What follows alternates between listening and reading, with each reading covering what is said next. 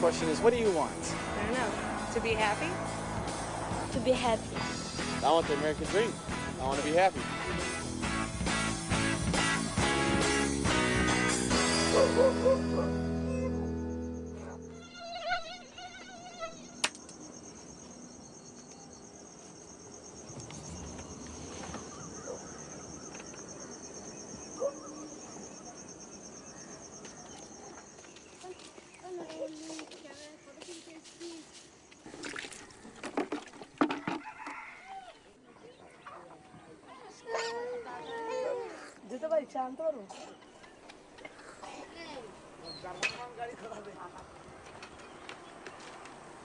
Tada! Oh, tada! Tada!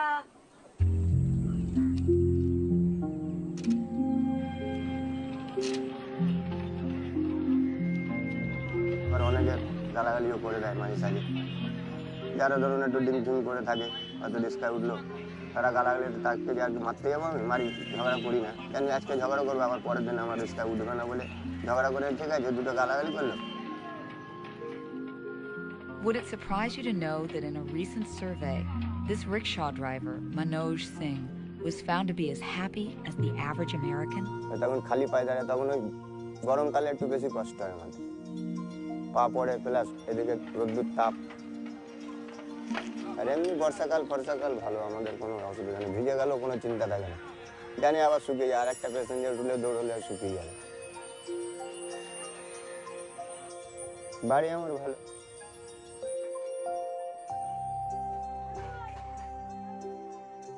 বাড়িতে ভালো লাগে, একদিক দিয়ে এদিকে ফাঁকা, হাওয়াও আসে।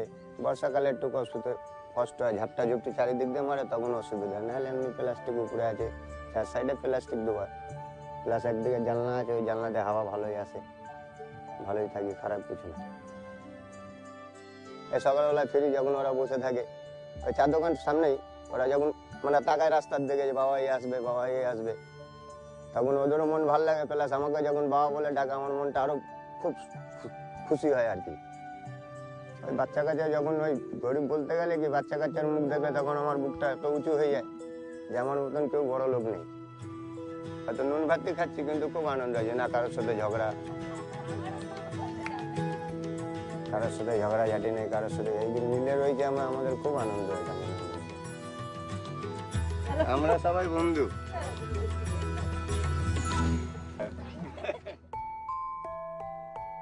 For hundreds, maybe even thousands of years, people have studied depression and psychological illness. The goal of psychologists was primarily to rid a patient of their problems. Recently, however, modern science has begun to look at how happiness works. What are the building blocks of a life that's not just free of illness, but one that flourishes with a deep and genuine happiness? When I got into happiness research, it was 1981. It was not a popular field in psychology. People thought it was flaky, that it was loose. The professor said to me, you can never measure happiness. Now, why they thought you could measure depression, which they were all doing, but you couldn't measure happiness, I'm not sure. And then in the 90s, people started getting interested in it, and now it's absolutely amazing how many people are interested. Magazine articles and books are being written about it. There's even a new field of science called positive psychology, which studies happiness. It became the most popular class at Harvard, with 1,000 kids showing up every week for a happiness class. The first thing is to realize that happiness can actually help you get your other goals, have better relationships, make more money, do better at the job. People on the job are going to like you better if you're happy. What we've done, and I've done this for the last 25 years, collecting data. So we follow people and look at their moods over time. We've also looked at random samples of people from around the world, who's happy, who's not happy. Then we crunch all these numbers and we say, gee, what really matters? By studying identical twins, people with almost exactly the same genetic makeup, researchers have discovered that approximately 50% of the differences in our happiness levels is determined by our genes. They call that our genetic set point, or our genetic set range. Most of us are born with a certain range of happiness that we fall in most of the time. And even when really good or really bad things happen to us, we kind of tend to return to our set point. And while 50% is genetic, amazingly, our circumstances, like what job we have or how much money we have, our social status, our health, those things that many of us are told to focus on, they only account for 10% of the differences in our happiness. Most people are kind of stunned at how small that is, but that still leaves 40% unaccounted for. And so our theory suggests that there is a great deal you can do to become happier, and that 40% is left for kind of intentional behavior, things that we can do on a regular basis to become happier. It's very important, if a person wants to become happier, to try not to adapt to what they're doing. So they would consciously vary what they do. It could be like when you do your daily run that you take a different route. I mean, that's not really, mind-boggling.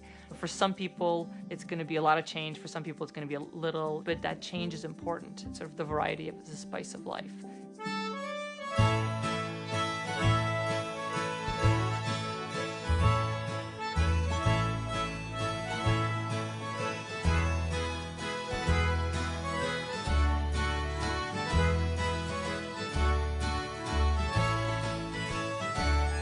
This is a paradise to me. That's why I love it so much. And then you don't know what you're gonna see. People, come for a tour. Well, what are we gonna see? I don't know what you're gonna see, but we're gonna see something. Look right there. That's a crawfish eater. Look at that alligator on that big log. See it? I feel like a kid, man. And right where we at there, straight ahead, my house is right there across the levee. In the afternoon, sometime I'm kind of like down a little bit. I jump on my four-wheeler and I come park right there.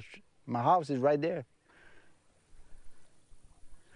And I watch these birds pass and just listen to the stillness.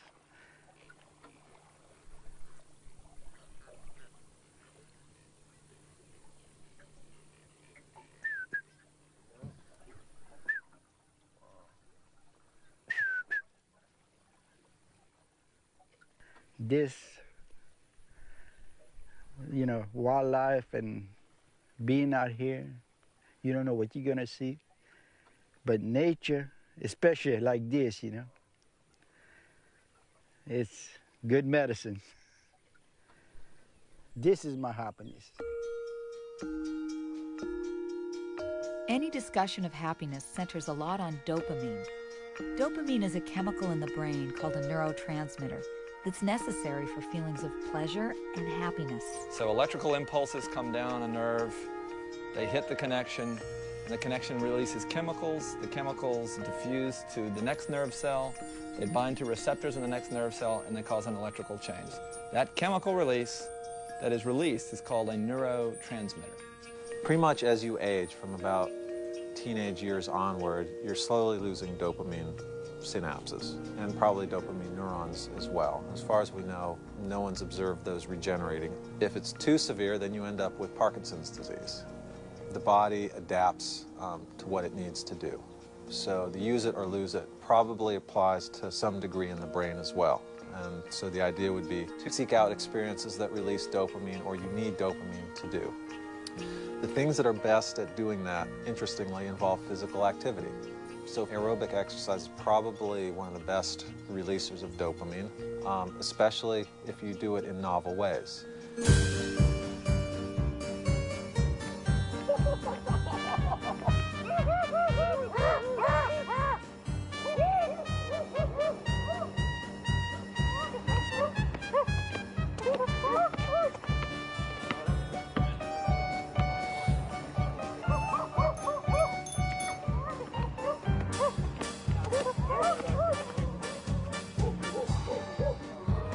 What makes you happy?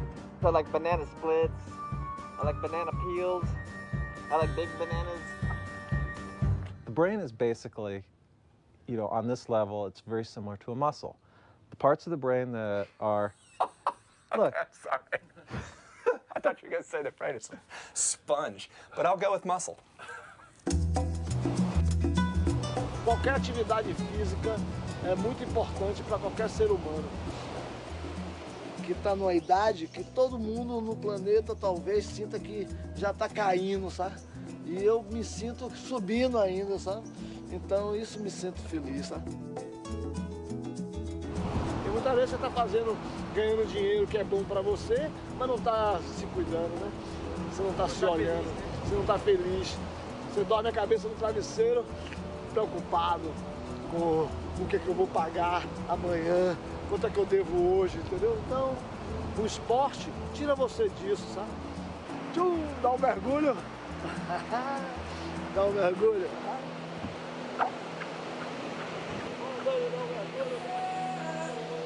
Espiritual, religião. Meu surf, para mim, é religião, sabe?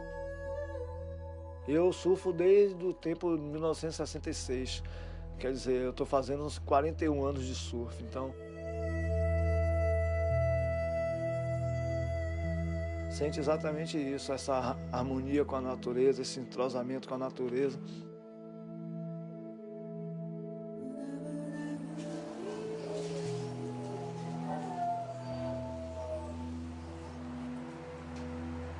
É uma vida que eu escolhi, né? Não é uma vida de doutor, não, mas eu vivo bem, sabe?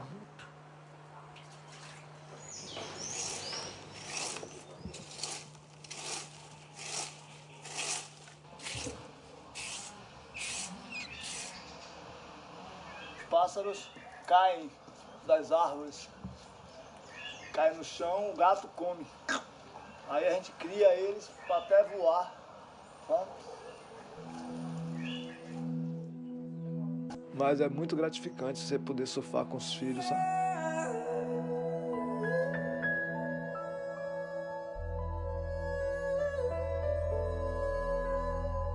Para que eles nunca digam que eu não fiz o que eles gostaram de ser.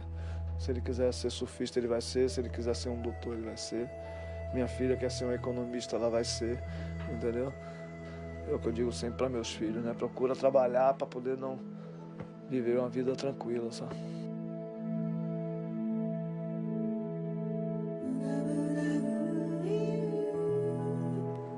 It turns out that there's another component of surfing and exercise that can increase your happiness.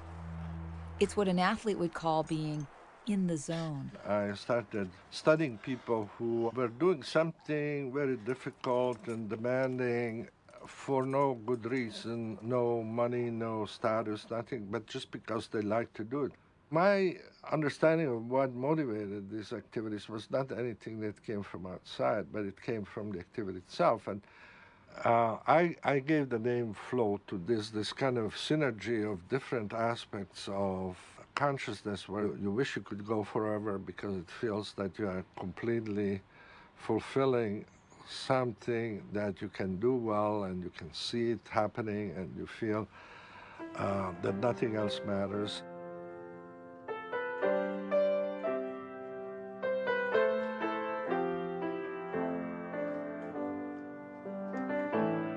You have very clear goals that you know moment by moment what you have to do. Like if you're singing or playing a musical instrument, you always know what notes or chords you want to play next, and you can hear whether you did it right or not.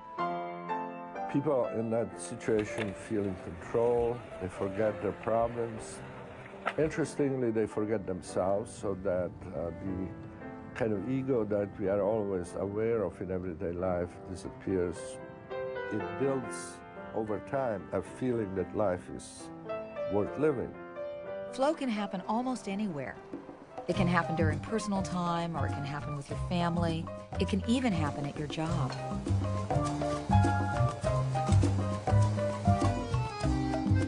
It's all in the rhythm. It's all in just keeping the rhythm going. I'm doing it 14 years. I love it. Don't want to go nowhere else. Why do you love it? Just like cooking. Always did. I got to order hash browns all the way. Patty melt. Master grill operator. The research is clear. People who experience flow on a regular basis are happier than those who don't. Much of what we believe about the causes and sources of happiness simply isn't true. People overestimate how much impact both good and bad events will have on them in the future. People believe that if good things happen, they're going to be ecstatic and that joy will last a very long time. In fact, they are ecstatic and the joy quickly dissipates. People believe that if bad things happen, losing a lover, losing a football game, losing a job, they will be devastated and devastated for a very long time. In fact, they are devastated for a very short time. In general, people do really good when things go really bad. Sounds like a country song, but it actually turns out to be true. This is Town and Country in 1969, and I was featured as one of the top 50 debutantes in the country at the International Ball, along with Tricia Nixon and people like that.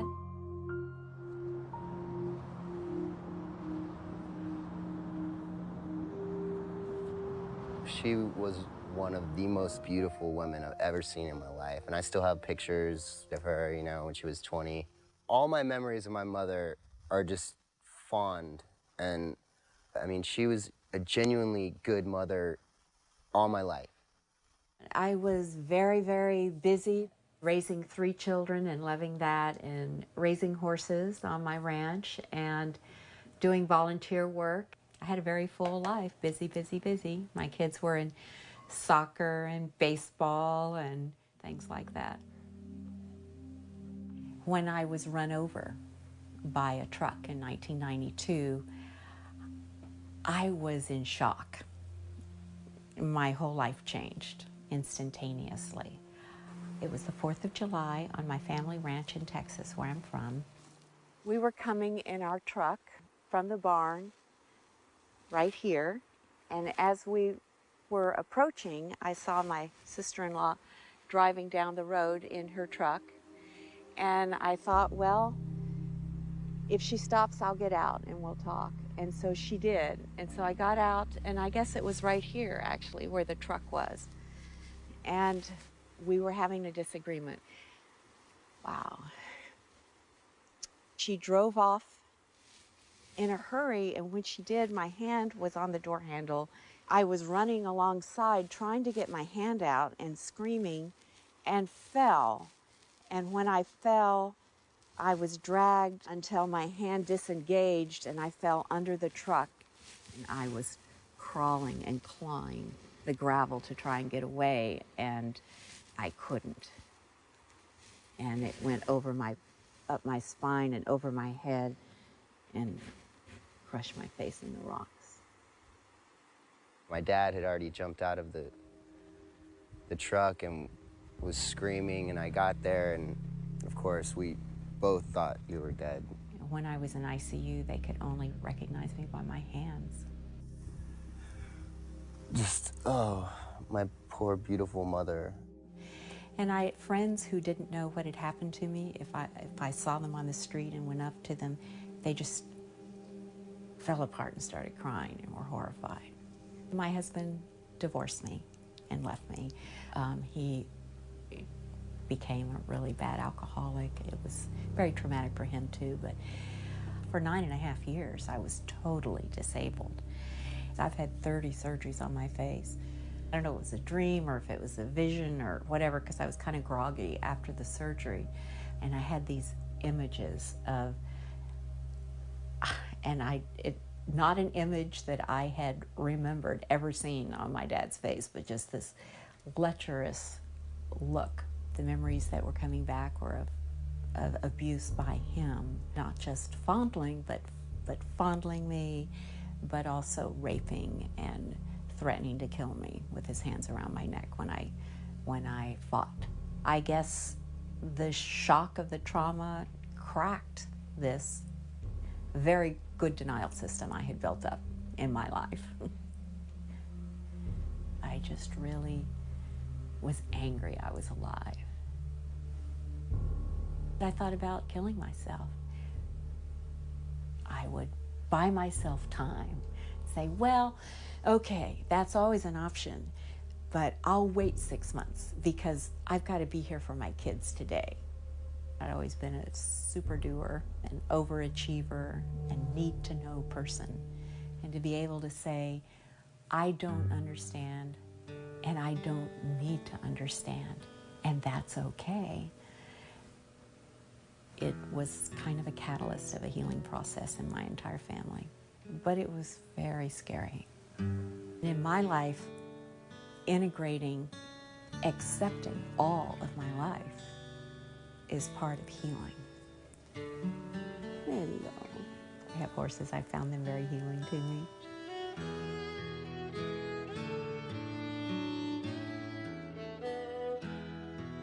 I had seen him at one of my stepdaughter's wedding.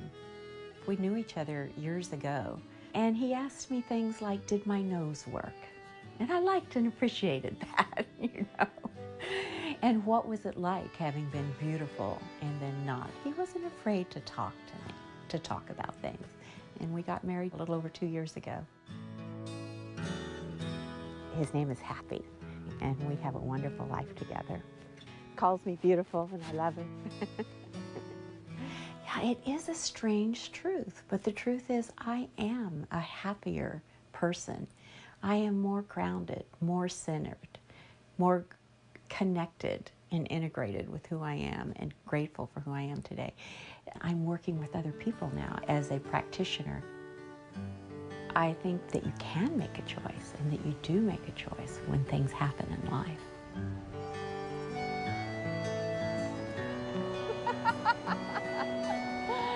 Oh, this is fun. I haven't just stood out in the rain in quite a while.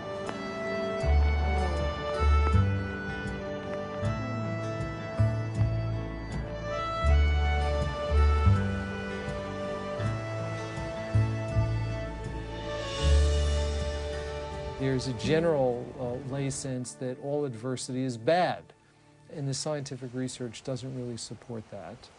One of the key ingredients to happiness is being able to recover from adversity more quickly. So it's not that people who are happy don't respond to adversity. They do. They show an appropriate response to adversity, but they come back down to baseline quickly. There's no such thing as pleasure without pain, of whatever sort, emotional or otherwise, physical or otherwise. Your nervous system is a differential engine. It looks at differences, it looks at contrast, that's all it cares about. It integrates information by integrating a bunch of little differences and things. What do you want out of life? To be successful, to be happy, and to live a long, healthy life. What's going to make you successful and happy? What will make you feel like you're successful and happy? Right now, money. Yeah, lots of money. We're told in our society that the way to be a competent person, the way to be a good person, is to make a lot of money. In the last 50 years, economic growth has gone up a lot. In America, for example, we're about twice as wealthy as we were 50 years ago. But nationally representative surveys of people's happiness show that happiness has remained stagnant. People aren't any happier than they were 50 years ago, even though they're living in a lot bigger houses, they have more cars. Anybody who says money doesn't buy happiness should go talk to somebody living under a bridge. But anybody who says money buys happiness should go talk to Bill Gates, okay? Neither of those things is actually true. When money buys you out of the burdens of homelessness, of not knowing where your next meal will come from, it changes your happiness dramatically. But once you have basic needs met, more money doesn't seem to buy more happiness. The difference in happiness between a person who earns $5,000 and $50,000 is dramatic. The difference in happiness between a person who earns $50,000 and $50 million is not dramatic. The idea goes back to this notion of the hedonic treadmill, which says that whatever level of wealth or material goods you have, you adapt to it and you'll always want more. That's what the hedonic treadmill is. The hedonic adaptation is one of the main enemies of happiness.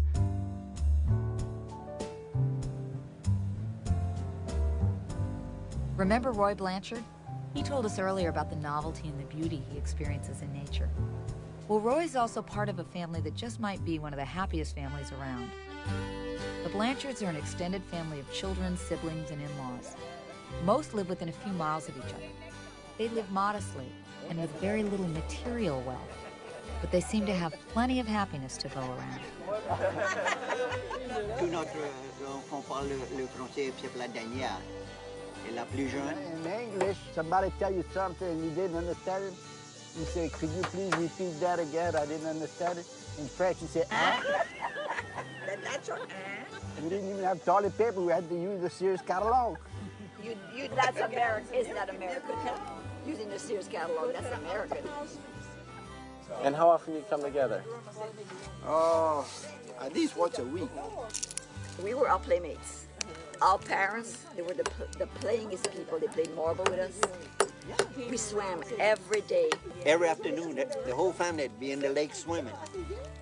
All this food right here didn't cost us a penny. We could feed 25 people for nothing. If you got to buy all that, you almost got to be rich. But, you know, that's the way we live. We call it live off the land. And that one got good. Let's see, 1, 2, 3, 4, 5, 6, 7, 8, 9, 10, 11, 12, 13, 14, 15, 16, 17. Enough for one person. My daddy, he was a carpenter. Somebody needs something done, we just get together and we do it. The daddy built a lot of our houses. We didn't hire no plumbers and electricians. The family was able to put us a house together.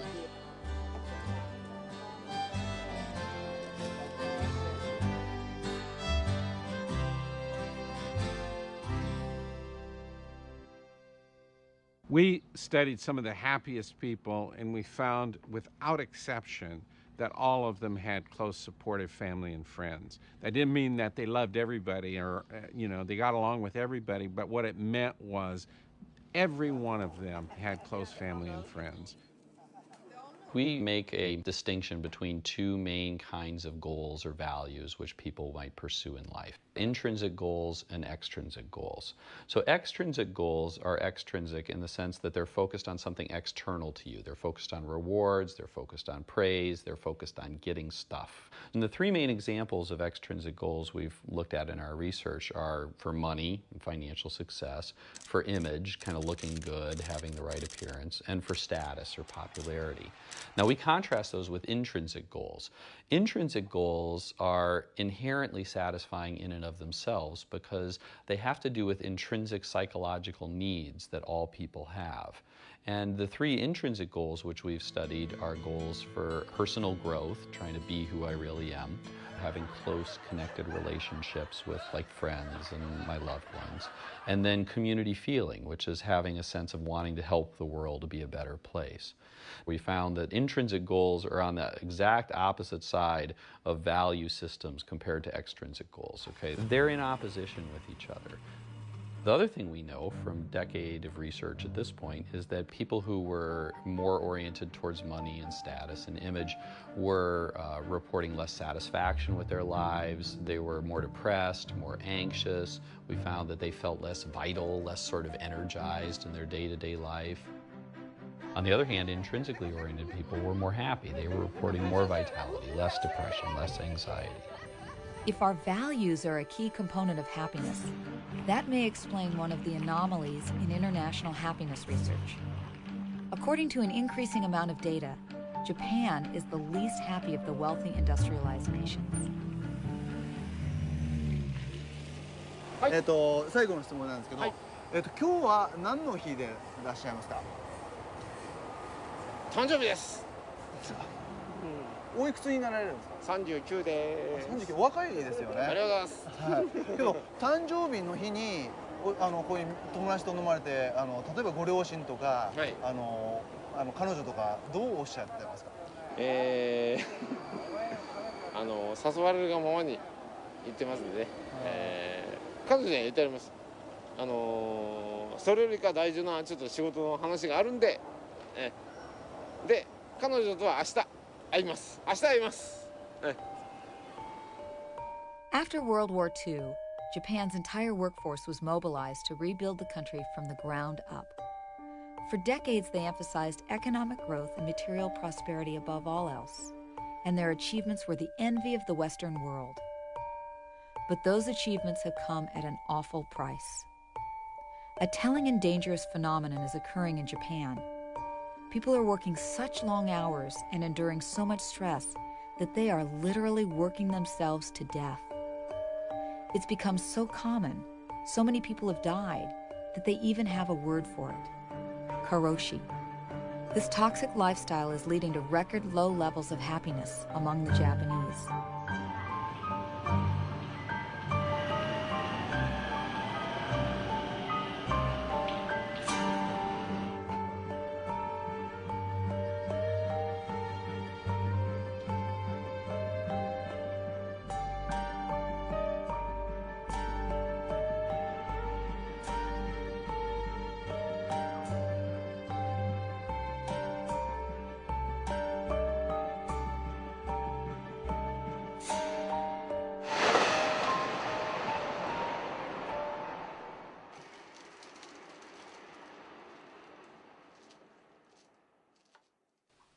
トヨタで無駄をなくす無駄をなくすって言うんですけど、そうするとこういいように聞こえるんですけど、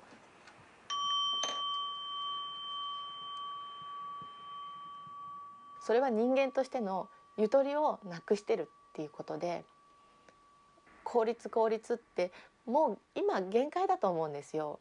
お盆休みがあったんですけども、その頃からちょっとおかしいなって思ったんですよ。なんかこういつも考えてるっていう感じで、こうお盆休みも何日か出勤をしていて、亜美は3歳ですね。亜美、もうすぐパパ帰ってくるね。今日仕事から帰ってくるよ。そしたらなんて言う？なんて言おうか。おかえりは。来たよ。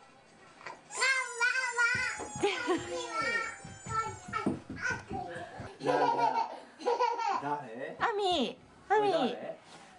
誰だ？亜美誰だった？よいどん、よいどんなんちゅう。パパじゃん、亜美。いい子しとった？亜美？少し覚えてるね。亜美、あれ何？なんだ。よいしょ。とにかく遊びたいですからね。夫が疲れてるどうこうは全然わかりませんから、やっぱり会えば抱っことか、だんだんその回数が減ってったんですね。夫が亡くなった日は、疲れてはいましたけど、それでも行ってくるわって言って出かけたんです。品質に関してチェックをするようなところでした。で、会社の申し送り帳っていうのがあって、それを後から見ると当日やっぱりいろいろ不具合が出てるんですね。助けてほしいっていうようなことを言ってたと、上司と申し送り帳を書いてる途中に突然倒れました。着いた時には心肺停止。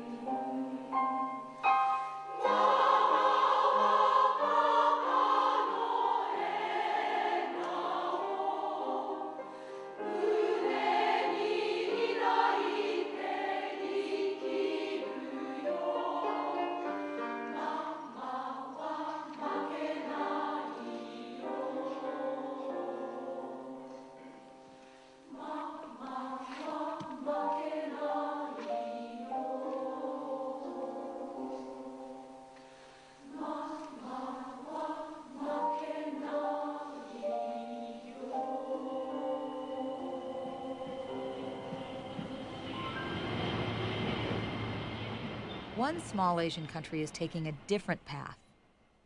Bhutan is a country with a fledgling economy, and one might expect it to follow economic policies that prioritize growth, as do most developing nations. What we saw was that in the pursuit of economic development, people and societies had lost their cultures, their environment, their social systems, and humanity was having problems. That's why Bhutan said, okay, this is not enough. GDP is not enough. Humanity needs a higher goal for development, and that is gross national happiness. What they're doing in Bhutan is, instead of trying to maximize gross national product, they're trying to maximize gross national happiness. They're trying to figure out what is it that's going to make our people happy. Not rich, but happy. We believe that this contentment, this happiness lies within the self, and there's no external source. The faster car, bigger house, more fashionable clothes is not going to give you that contentment. It might give you fleeting pleasure, but not contentment. Gross national happiness is the responsibility of the government to create an environment where citizens can pursue happiness.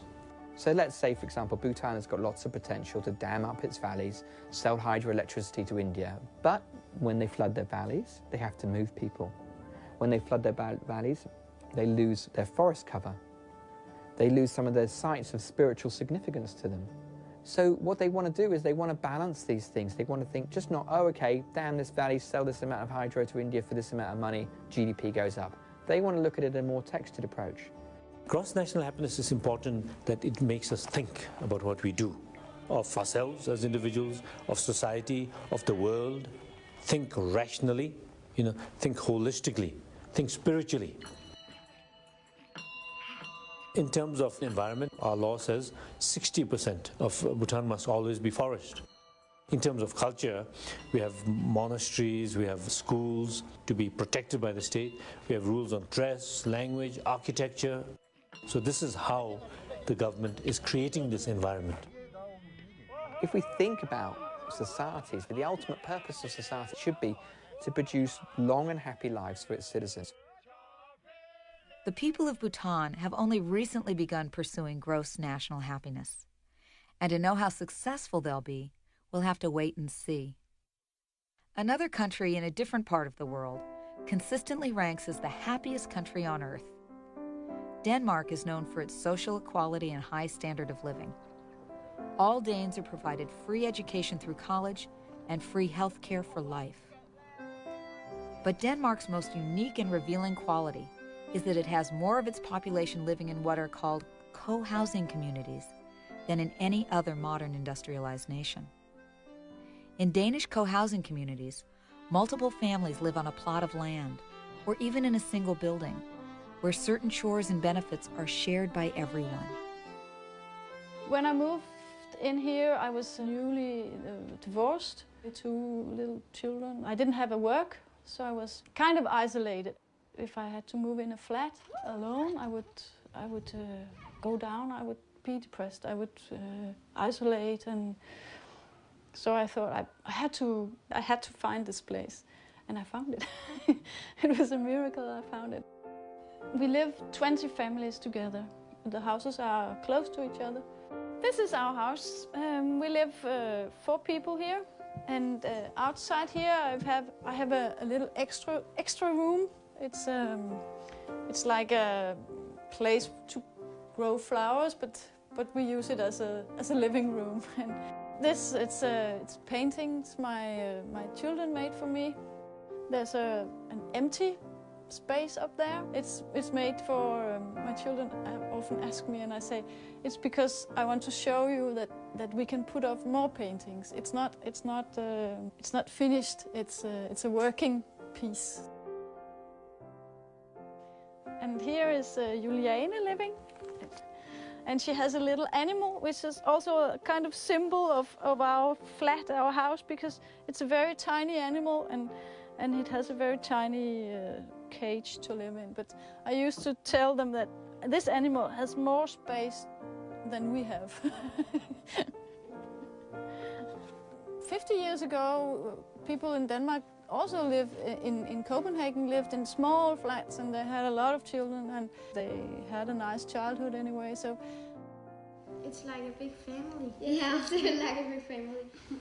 I have friends in the school and I have friends home. It's very nice because so I have many friends. Det er dejligt at have nogle voksne, der de er meget sådan, passer på en. Ja, hvis nu at der er nogen... Hvis nu jeg har slået mig ned i handen, så er der altid en, der kan komme rendende, hvis det sker noget. We eat together and it's very, very nice. Og lasagnen er deroppe. Nå, ja. Tak.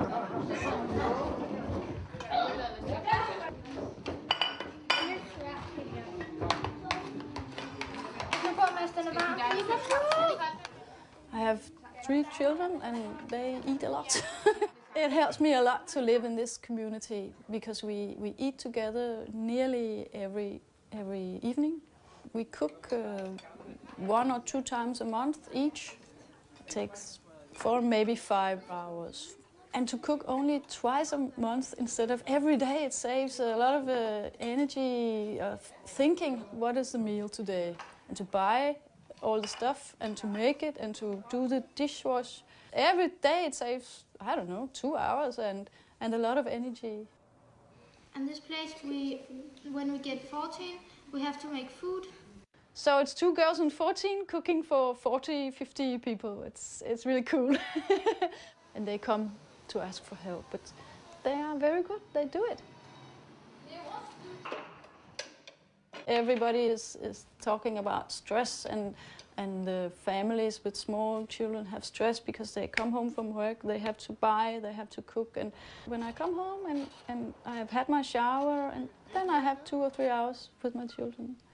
I like that these elder people living here because they are kind of grandmother and grandfather for my children.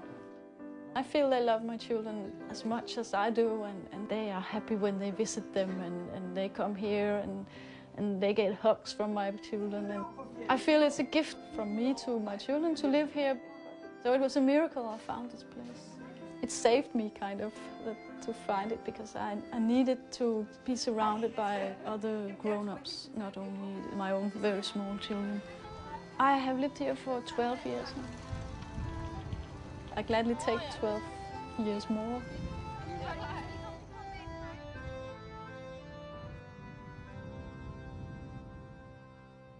I think when we work in a community, we realize that, you know, my life is pretty good as it is, and I have something to give to somebody who maybe doesn't have something that I have.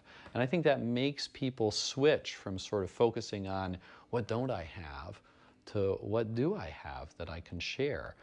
And that's a very powerful thing that we know from the research makes people happier. We all need something bigger than ourselves to care about. And for some people, structured religion gives that to them.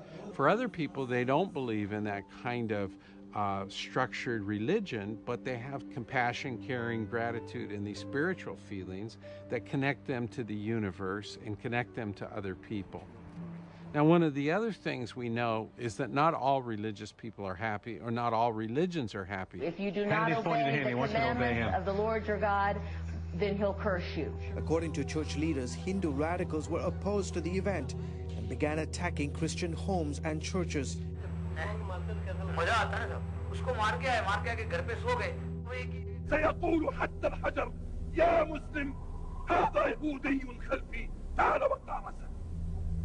There are certain conditions, according to Jewish law, under which non-Jews may live here. This doesn't apply to the Arabs. They don't fit the category. They have to get the hell out. If you look at the very fundamentalist groups who believe that everybody else is going to hell but their group, they're not happy, or they're less happy than other people.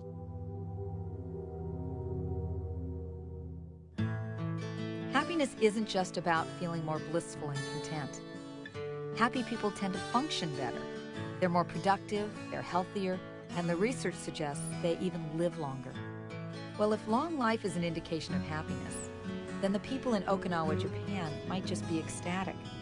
Because according to the Guinness Book of World Records, that's where a disproportionate number of the world's oldest people live. So despite the stress and unhappiness in other parts of Japan, The islanders of Okinawa have a different story to tell, one of longevity and happiness.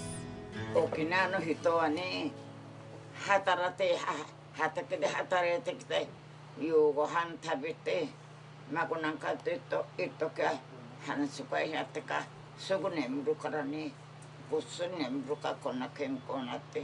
医学的にはこう説明することできないですけどね、小木村がですね、こう長寿の村と言ってですね、宣言したのはですね、確かになんとか100歳人口比例ですね、100歳以上の方が世界一であるということですね。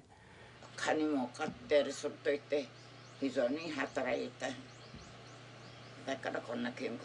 晩になったらまたね、晩になったら晩酌。少しやったら非常にぐっすり眠る。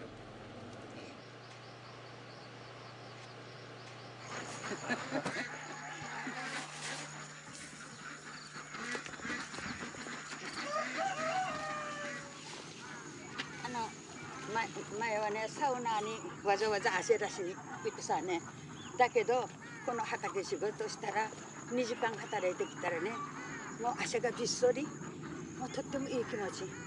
もう汗がびっそりだからすぐお風呂入って朝ごはん食べてまた洗濯やったり。Besides experiencing flow on a regular basis, Okinawans grow vegetables that subsidize their livelihoods and provide gifts for friends and neighbors, bringing the people even closer together. 自分が作ったのはもう本当に美味しい。全然総力何もしないから。気持ちのせいかね、もう自分たちで作ったのが美味しい。幸せです。Even the Okinawan traditions keep people connected in unique ways. The island has a traditional band of about 50 people, and the rule is that the band members must be between the ages of 20 and 30. The band is supported by community funds and plays in a different village every Friday night. Since there's not much other nightlife on the island, lots of people come out to see them, both young and old. It's a tradition that ensures regular contact between people, not only from different villages, but from different generations.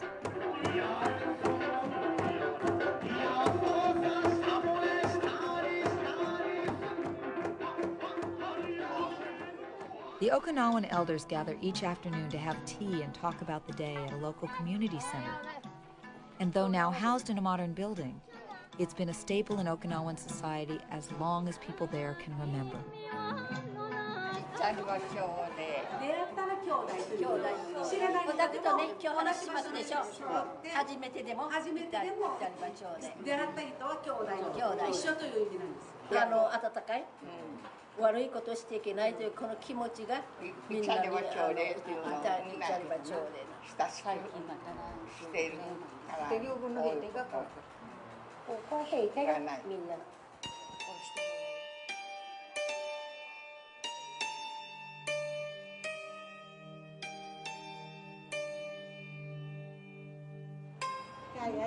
私はね、戦争未亡人だけど、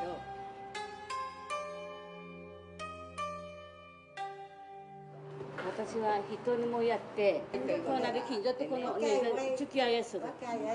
大君の方に、高田との方にもね、踊り習いに行ったり、カラオケしに来て、このおばさんが一番可愛い私は。本当。友達がいっぱいいるのが一番幸せ。どっちかってはとにかく家庭はですね、各家庭みんなたまたま不幸がある時はもう部落の人がみんなこのしたら前は埋葬だったけど今もう仮装になりました。仮装してきたらうちら団体一門ばっかといってね、兵糧の墓だから箱に遺骨を拾ってきてね、この遺骨をすぐこぼしてみんな墓の中にみんな全部のもの。もう一家族という意味です。そう一門。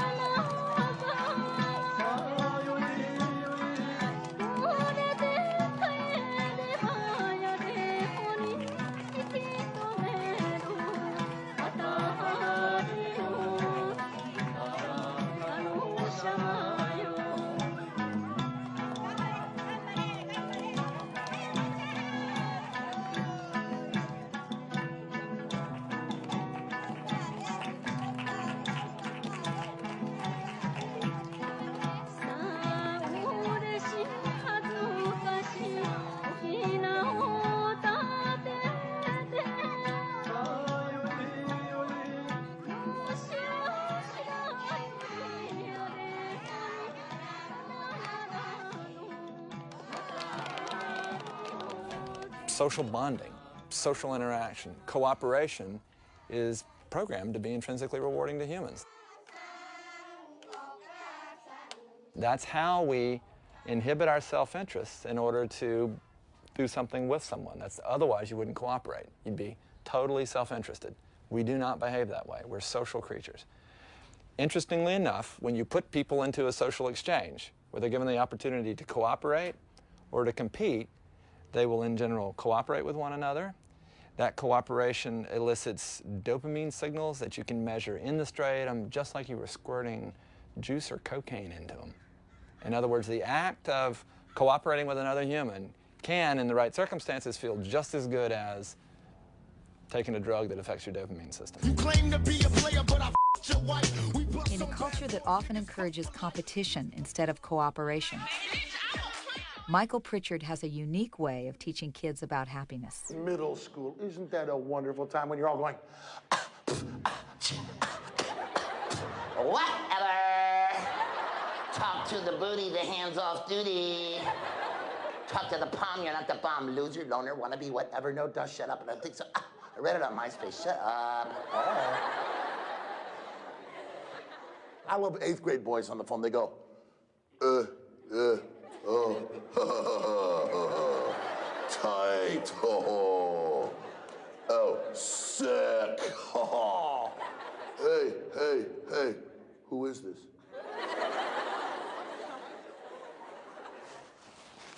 Well, I'm up here sweating like Britney Spears on Jeopardy. How many of you every day see a kid here who gets isolated, teased, picked on, laughed at, and has become the target of lots of other kids teasing and bullying? Raise your hands, please. Raise your hands high, high. Look around the room, please. Look how disconnected we get over stuff. I mean, how many of you guys play that video game, Grand Theft Auto Vice City? You run over homeless people. You beat a prostitute to death with a tire iron. You run over cops, paramedics, firefighters. Am I right? Yeah. We love you guys. A great teacher named Helen Keller was asked, "Oh, Miss Keller, it must be hard for you to be blind." And she said, "It would be if I had no vision, because we really see with our hearts." Think about what your hearts are seeing that sometimes disconnect you. Think. And it can be the little words, just the little words. I was a coach out at Special Olympics. You ever seen a kid run and laugh? Yeah, I was out there at Special Olympics. I have a little 11-year-old girl who's I'm coaching. Boom, the gun goes off and she takes off running. What a heart, what a spirit. And I hear kids say cruel things to her, but she's a good teacher. She takes off running, she goes, yes, whoa, this is not an Olympic form runner. She's hitting every lane. And she gets all the way down to the finish line, 40 yards in front of everybody, and she stops. And I was her coach. And I said, Annie, no, come here, you win the gold medal. No, coach. I said, no, you don't understand. They're catching up. Walk to me, snap it. Come here. No, Mike, please. And she turned around and she put her hand out for her friend, who turned and put her hand out for her friend. And then all 6 kids held hands and came across the finish line together. And she goes, whoa! Together, we all would win. Together, we all would win. I know that there are kids in this room who have been teased and picked on and left out and isolated.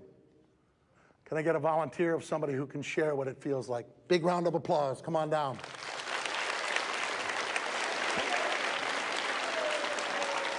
I'm very proud of you, son. Stand in front of me. I'm proud of you.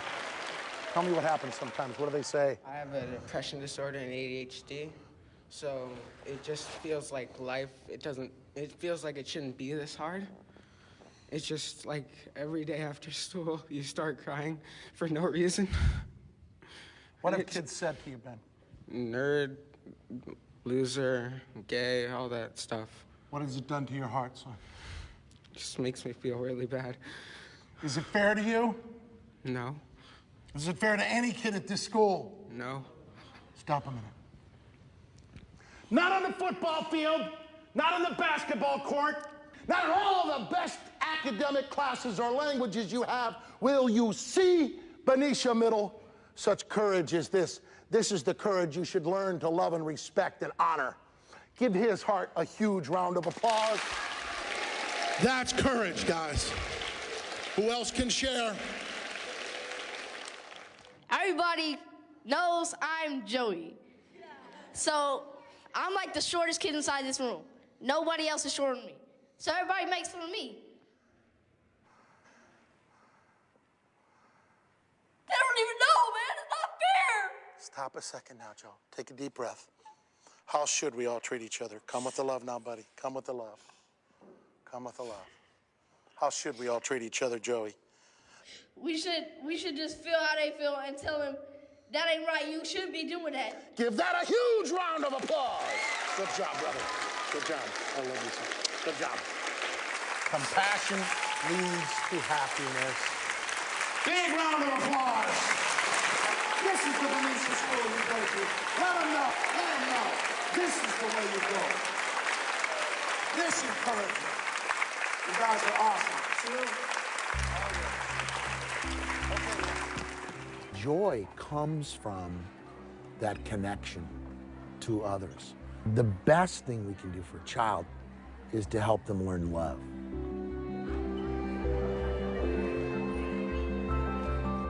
What lies at the core of a human being before modern culture influences our thoughts about happiness? What made us happy before we had video games and the internet and television? What made us happy before cars and electricity?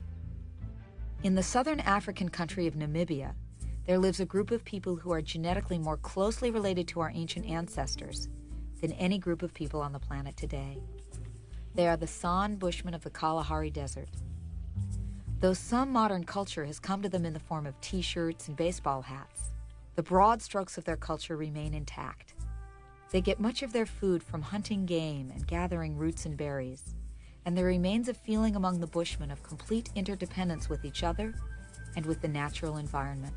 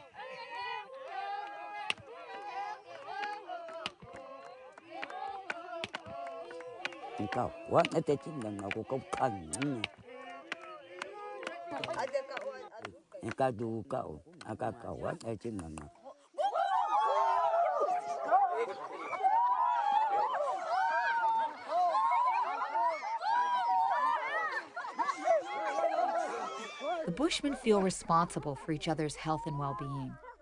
So when someone gets sick in their village, rather than sending that person to the nearest doctor, the entire community, even the children, participate in the healing process.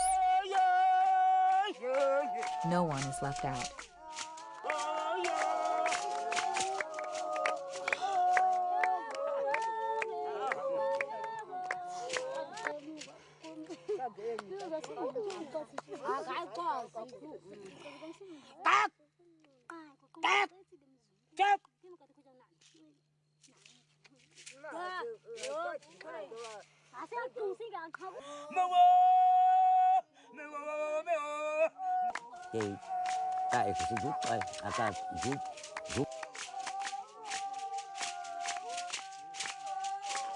My real guru to teach me the value of compassion is my mother.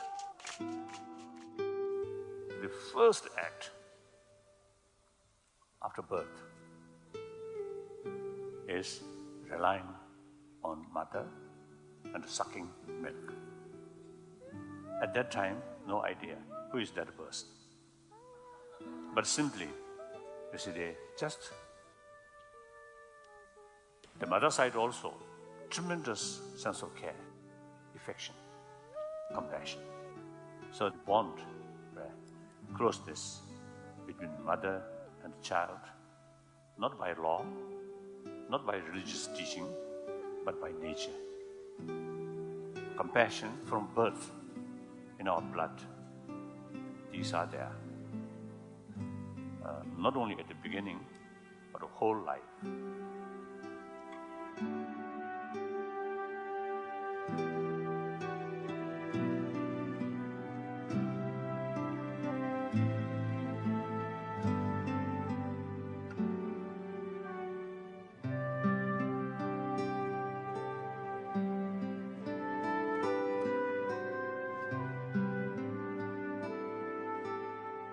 Compassion. Richard Davidson told us that people who do a specific form of meditation on compassion and loving kindness can increase their happiness levels to a greater extent and for longer periods of time, even than people taking powerful antidepressant medications. There are specific meditation practices that have been around for more than 2,500 years, which are explicitly designed to cultivate qualities like compassion and loving kindness. The person we've tested the most in our lab is a person by the name of Mathieu Ricard. He has been a Tibetan Buddhist monk for more than 30 years. He also holds a PhD in molecular biology. And we have looked intensively at Mathieu's brain, both at rest as well as when he is intentionally generating these states of compassion. So there's no obvious change in external behavior. You know, he's just sitting there, and then we give him the instruction to begin the compassion meditation, and all of a sudden, it's like, you know, parts of the brain are on fire.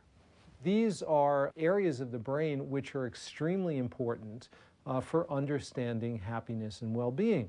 And so we are, for example, currently doing studies where we are having people who've never meditated before, and we're having them do very simple exercises, 2 weeks of training in this simple compassion practice does change the brain in ways which are similar to, although not nearly as well defined as what we see in very long-term meditation practitioners. There is some evidence to indicate that we actually change the gross structure of the brain, literally the size of particular cortical areas in the brain change in their thickness. We, through intention, can change our brain.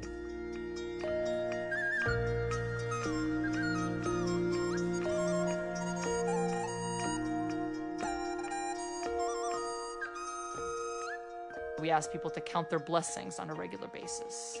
Say every Sunday night you sit down, you write down 5 things for which you're grateful and kind of try to contemplate that. And we found that the students who counted their blessings once a week, every Sunday night, became happier. A couple studies we did, we asked people to commit acts of kindness on a regular basis. You know, they're going out and they're putting change in parking meters, and they're, you know, helping their friend with homework, or was visiting someone in the nursing home, or, you know, really doing real, you know, concrete behaviors. And it seems to me from our experience that the acts of kindness so far have been the most effective.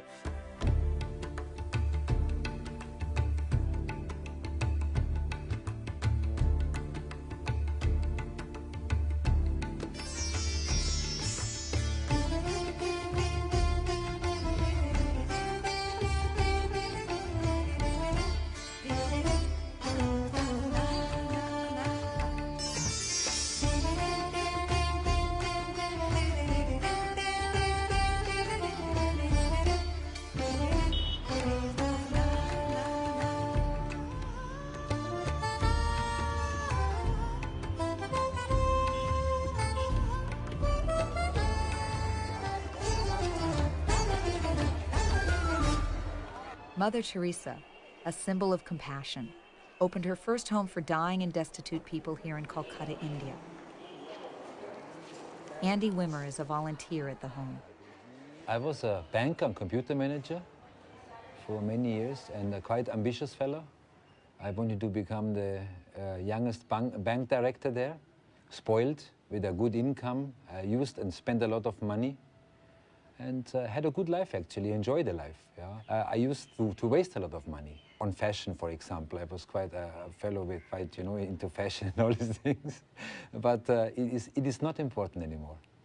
I always felt that there is more in this life, you know, not just going to the bank and having a good salary and having a good career and maybe a wife and children and that's it. It can't be. Life is such a precious and beautiful thing. There should be some more, you know.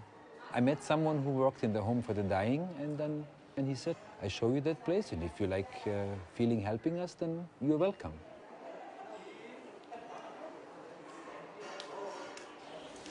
Yeah? Bon appetit.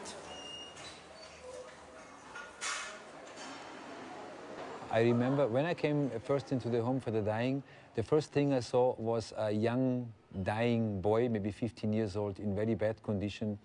And I had to feed him.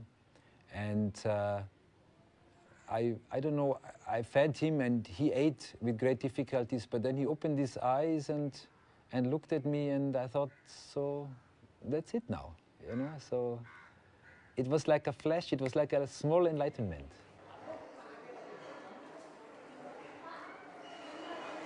You learn a lot from these patients we care for. For example, acceptance and tolerance also. So we pick the people up usually from garbage dumps and from railway station platforms and admit them in the home, and then with basic medical care we try to save their lives. But the most important is to show them that they are loved by God, that they are not forgotten, that their life is precious, that someone cares. So we do everything by hand, but there is a tremendous sweetness in taking someone's burden up a little bit. Just to lift this little bent body and take the burden away a little bit and help him to carry it. My life has a meaning. You have someone, a dying man in front of you, a dying young man, and he asks for a glass of water. It is very little, but it's so important to give him this glass of water. It's such a symbolic act even, you know? I got this life. I get my parents, my friends. I was never really sick. I had always enough food to eat. I am the first one in my generations which never experienced a war. For me, my life is like a loan given from God, and I will give this loan back, but with interest. And that's what we do. You serve your brother in front of you who is in need, and it gives yourself a fulfilled, happy life. Perfect, no?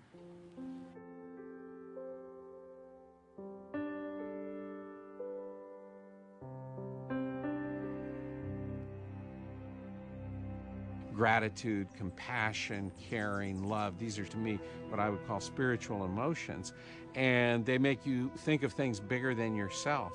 If you only seek your own happiness, it can be kind of a selfish thing. But once you move to the spiritual emotions and worry about the well-being of the world, your life grows. You care about something bigger than yourself. You, in a way, can transcend your own life, your own death, by caring about these things that are bigger than yourself.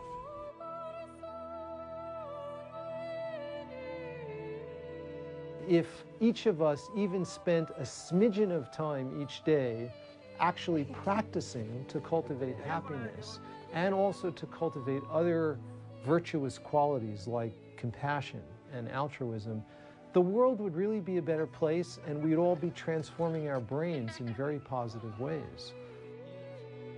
And it's not about, oh, I must change my life totally and cut off from my past and I'll be a better person. It's not about that. It's because the trick is to be authentically you. We should really be thinking of happiness as a skill, which is no different than learning to play the violin or learning to play golf. The formula for happiness is not the same for everyone.